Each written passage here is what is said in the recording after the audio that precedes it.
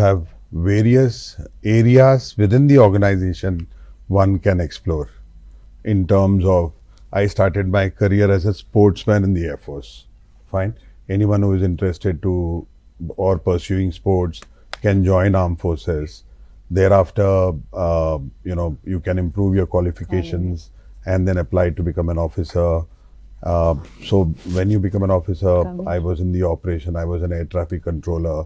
So the whole idea of, giving my journey is that students today, right now, when they have completed 12th, so like how 𝗧𝗧 ma'am brought out, that for some people, for some students, it is about immediate employment. Fine? Okay.